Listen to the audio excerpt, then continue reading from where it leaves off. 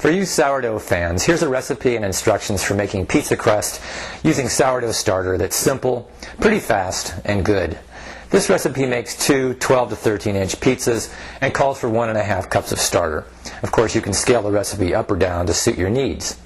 This is a same-day recipe, so if you want pizza for lunch, you can start the recipe in the morning, a few hours before lunch. However, 1.5 cups of starter is quite a bit to have on hand. So last night I fed my starter very well, so I'd have plenty of fresh active starter on hand for pizza day. Start by combining your dry ingredients in a medium mixing bowl, which consists of 1.5 cups of all-purpose or bread flour and 3/4 teaspoon of salt. Now I like a light crust, so I use mostly white flour. But so I feel like there's at least some health component to this recipe. I'm going to put in 1/4 cup of whole wheat flour and use 1.25 cups of white flour. Of course, you can play around with the flour types and ratios to your liking. So mix those up. And then add your 1.5 cups of starter and get it mixed up a little bit.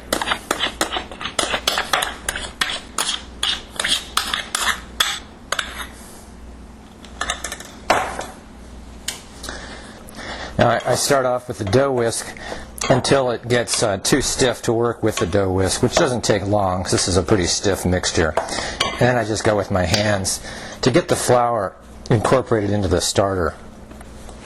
Now if you keep your starter on the stiff side, which is a low hydration like I do, you may need to add a little bit of extra water. And I find that the addition of even a tablespoon of water gives me the added moisture I need to get the consistency of the dough I want. So I'm going to go ahead and add that tablespoon of water now.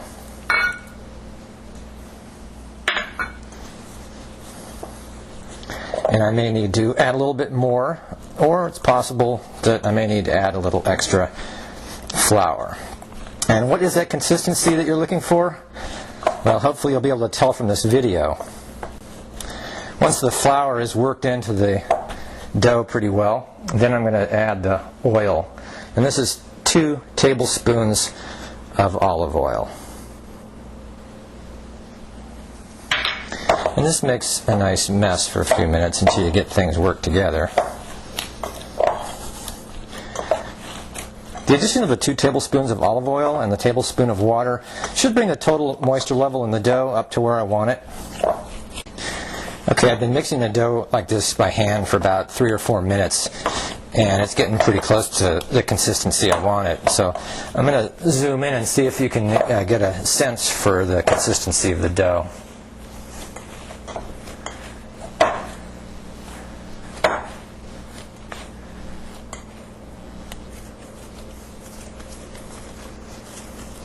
Sometimes I like to just pick it up and knead it in the air because it feels really good, and it's also actually a pretty effective technique for kneading it quickly.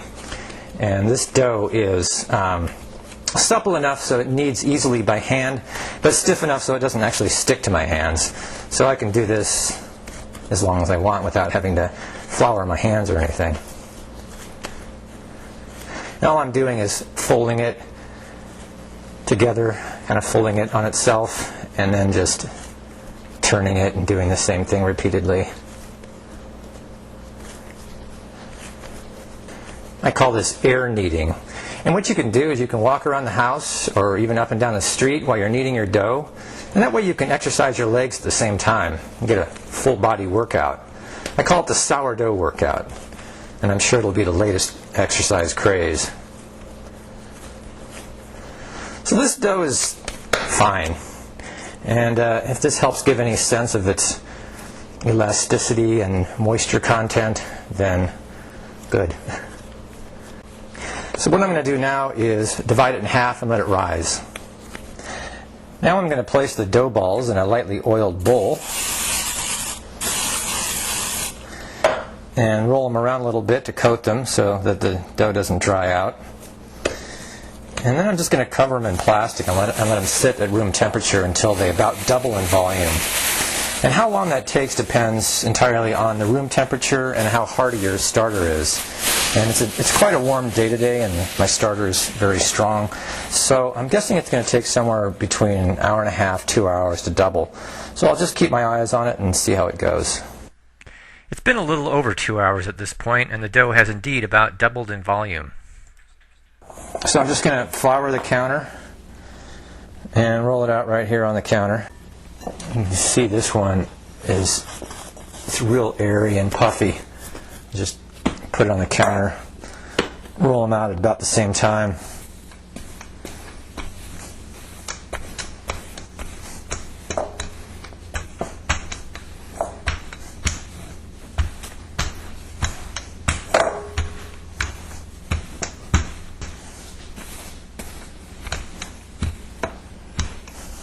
Now I like to give the dough time to rise a little bit again. This will help make the crust a little bit more airy than if I didn't.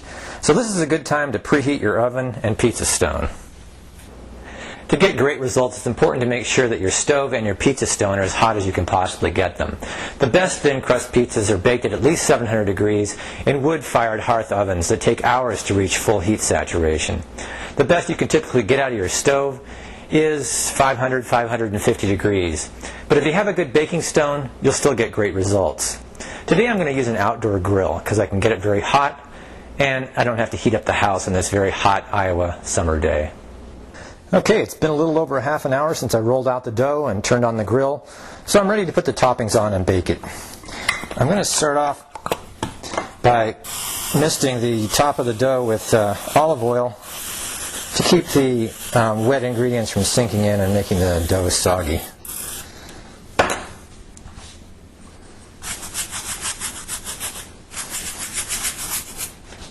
Just going to do one pizza right now.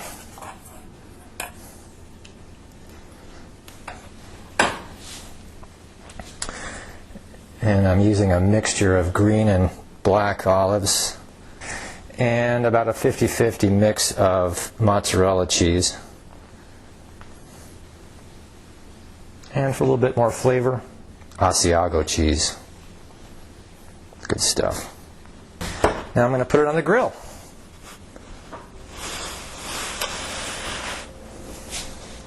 And onto the hot pizza stone. Shouldn't take more than about 8 minutes. So in that 8 minutes I'm going to go and fix up the other pizza. Okay, on this one I'm going to go with tomato sauce. I'll put on fresh tomato slices. Now let's put on the pesto. And this is pesto that my wife made with basil from our garden.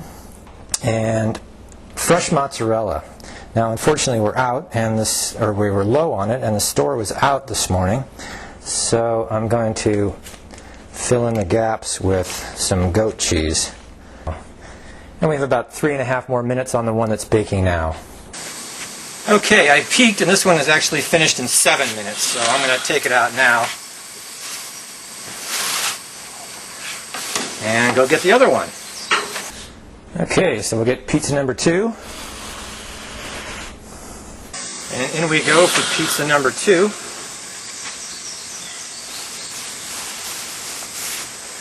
Now while that pizza's cooking, let's take a minute to critique the one that just came out. Ideally what you want to have is you want to have your crust and toppings finish baking at exactly the same time. When the cheese turns golden brown and the bottom of the crust also turns kind of a mottled golden brown, I know it's just right. Well, we've got the cheese is kind of a golden brown, and let's look underneath.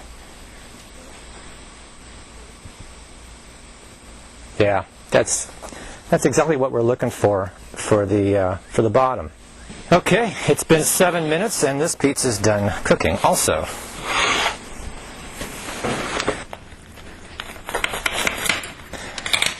Now I don't know if the camera can pick this up, but the crust is thin and kind of crispy. But the dough itself has quite a few air bubbles in it, so it's got a little bit of a lightness to it too, which is just right by my book. And excuse me for eating in front of you, but